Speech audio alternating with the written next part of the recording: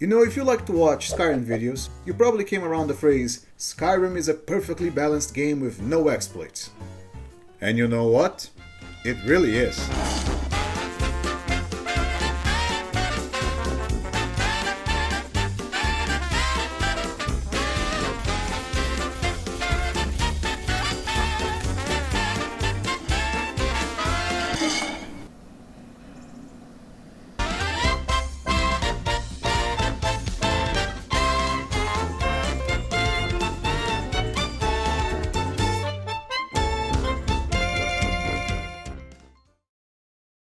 So, one-shots. Those are fun. How do we do it in here? Well, first things first, allow me to introduce our new main character, Mr. One-Shot McGee II. What? What happened to the first one? Nothing! What do you mean? Don't worry about it. His journey begins as any usually do, almost being decapitated and all that. But right at the start we are presented with an issue. If we need to kill things in one hit, how the hell do we do that in the tutorial? Easy answer? We don't. You don't actually need to kill anyone in the earlier parts of the game. Just let your partner do the dirty work for you, at least until you get out of the first dungeon. Also, now that I mention it, I think it's a good time to cover the rules of this challenge, by the way. Rule number 1. If I need/want to kill anything, it needs to be in one hit. Meaning no multi-hit magics, no damage over time, nothing. Other than that, I can pretty much use whatever method I like. If I do hit something and it survives, I need to load the previous save file and try again. Rule number 2. No followers unless required. There's no point in calling this a one-shot challenge if I can just have a punching bag following me, willing to weaken my enemies while I wait until they are at 1 HP.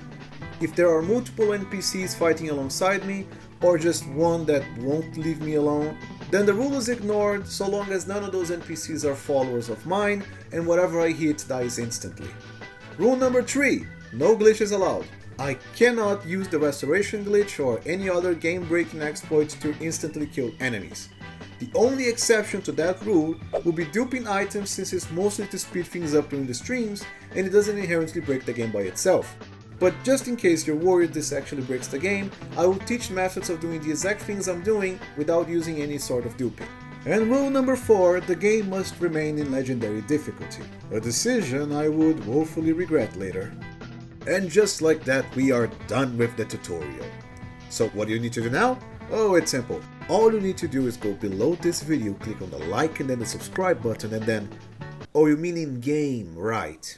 Well, we need 2 things. First one is a good equipment, and 2, we need money. How to get both? Well, there are 2 ways to do that. Firstly, I recommend befriending Fendo and just sort of sticking to him for now. If everything goes right, trust me, he won't be long for this world. What I need you to do now is go to the Halted Stream Camp. It's a little mine near Whiterun. Inside that mine is a book called Transmute Mineral Ore, and for now, that's gonna be our bread and butter. But the problem is, how do you get inside, grab the book and leave without killing anyone?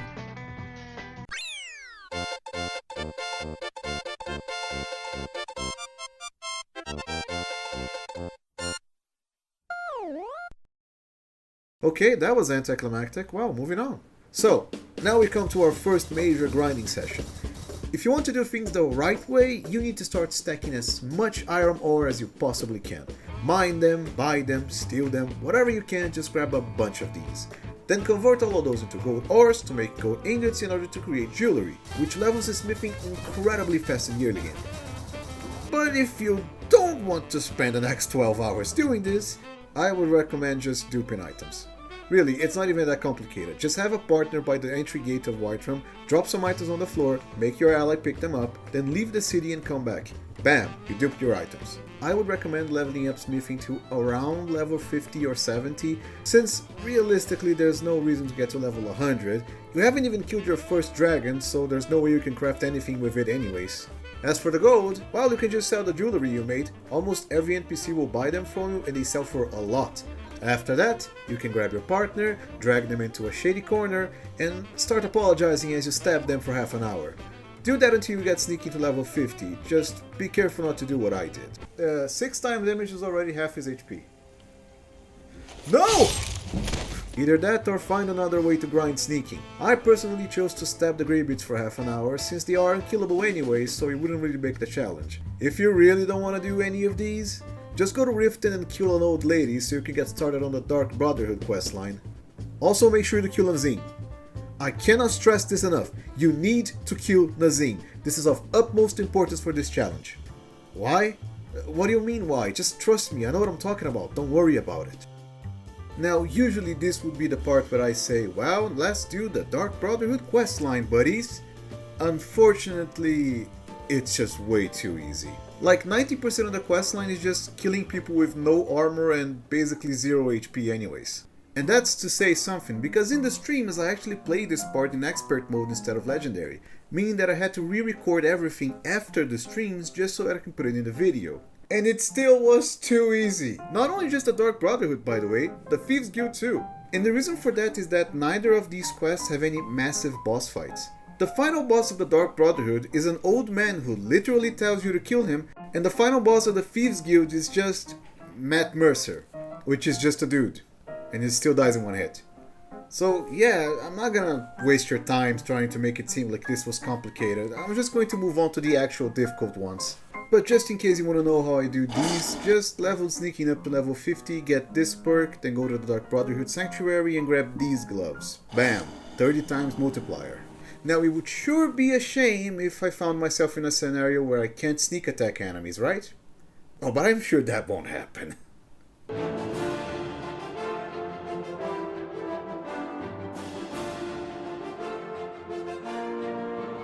Now the companions are an interesting case. On one hand, their questline is arguably the worst one out of the 4 main guilds present in the base game, being alleviated only by the fact that you turn into a werewolf halfway to the quest. On the other hand... Wait, what is the other hand? What do you mean that's it? Is the final reward at least good? A racist axe? Alright, good enough. But now that we covered the basics, allow me to present to all of you the reason I have trust issues, or as he's more commonly known, Varkas. This motherfucker. In the Thieves Guild I mentioned how NPCs were smart enough to not attack anyone until you did, meaning you could avoid unnecessary combat. But oh boy, not in here, because Varkas is not a sneaky thief. Varkas is a generic Ungabunga warrior, meaning anytime he aggroes into someone, the game assumes you're also joining him on the fray. So if you try to sneak behind someone and attack them, this happens. Yep, even if the game clearly says you are undetected, in the game's eyes, that don't matter. So now we run into a bit of a problem. If we can't sneak up on enemies, how do we kill them?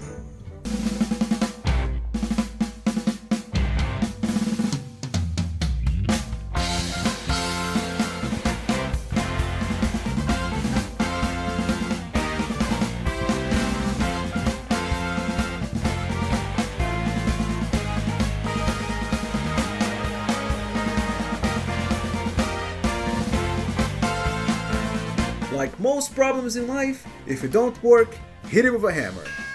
Using a combination of enchantments, potions, and lots of grinding, we can essentially curb stomp anyone that dare crosses our path with the equivalent force of running headfirst into a speeding train. So yeah, now we have 2 different ways to one-shot people with. Moving on. Surprisingly enough, the final part of this questline actually went pretty smoothly. We cleansed Codlax Soul, then mine, and then everybody got back home safely without any issues. Except Vilkas. Vilkas is dead. How? Fucking I don't know. But may he rest in peace.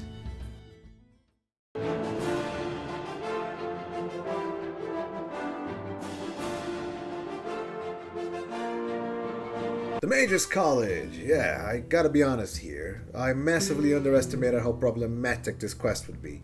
In fact, I'm not even going to sugarcoat it. This quest had the only moment in the entire run where I had to lower the difficulty back to expert. You'll see why in a bit. So the first half of the questline went perfectly fine for most parts. Get in, get the orb, and leave. Honestly, the only bad part was that Toadfear became a bit of a nuisance towards the end, but nothing compared to what I had to endure in the past. And, you know, for the most part, things continued on like that. Until this bastard showed up. Long-eared fuckface over here decided to go all Senator Palpatine on the orb and summoned a bunch of magic tadpole monstrosities for us to deal with. And you may be thinking, oh, but that's okay, we just gotta hit him with a hammer, right? And no, before you ask, I can't just sneak attack them. Technically I could, but these slimy fuckers had eyes in the back of their heads and would detect me from a mile away, and when they didn't, well, guess who's back, baby? Seriously though, there's gotta be a way to kill these things in an effective manner in Legendary mode, but unfortunately I wasn't able to find that out on my own, and I don't think Pulse would be able to deal enough damage either, so yeah. I shamefully admitted defeat and lowered the difficulty back to Expert, but only for this mission. Following that, the last two dungeons were laughably easier in comparison, even for Legendary difficulty. Like, for some reason they decided that Magic Baby Batter is supposedly stronger than giant automatons, undead warriors, and a freaking skeletal dragon.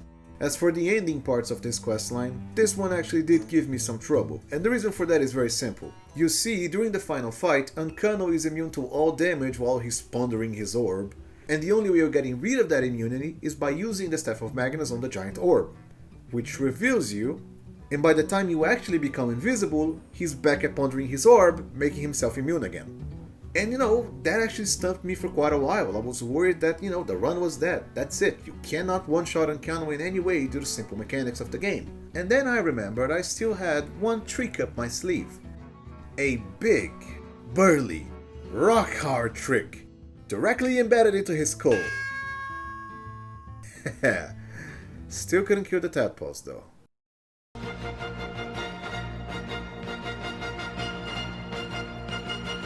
So we finally reached the final part of this challenge, and you know what? You'd be surprised at the amount of things you don't have to kill in the main questline. Really, half of it is just you running around doing whatever the elderly tell you, and the other half is when a game remembers you're the Dragonborn and decides to, throw a dragon at you.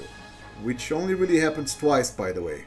But eventually, we reach a part of the game I knew it would be a pain in the ass. Can you guess what it is? Yep, that's right. For the first time in 12 years, holy shit, I'm getting old. For the first time in 12 years, Alduin is finally a problematic final boss. And you know why? You see, damage in Skyrim is not just based on the enemy's armor rating and whatever you're hitting them with. Depending on the difficulty, enemies will deal and take more or less damage, and you're going to deal and take less damage too. In Novice, you deal double the damage to things, while things only deal half the damage to you. In Legendary, you take triple the amount of damage you would normally take, and enemies take only a quarter of the damage that you would normally do to them. On top of that, Alduin already has a buff that makes him take half the damage he would normally do, meaning that in Legendary, Alduin only takes 1/8 of whatever you throw at him. You couple that with the staggering high HP Alduin has that scales with the main character's level, and it's almost impossible to one-shot him at a higher difficulty. But on top of that, even if you had the exact amount of damage necessary to kill him, he only takes damage while under the effects of Dragon Rend, which reveals your location when cast. And again, taking a page out of Unkano's book, by the time he forgets where you are, off he goes again. So that's it, right? There's just no way to kill Alduin in a non-glitched out way. He's just way too Sigma Skibbity Gigashat tanky, or whatever the kids say nowadays. Right? Well, there's this little item called Maroon's Razor. It is a Daedric artifact with a very simple ability. It kills anything it touches in one hit, with a 2.3 chance of doing so. But come on. It's the final boss of the game, and they don't allow you to do that in any of the DLC bosses. So there's no way they would fumble something so trivial. Oh shit!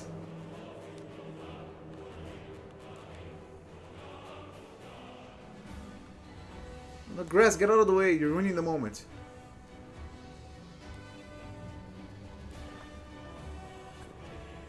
Well, I guess that's it. Thank you, Todd Howard.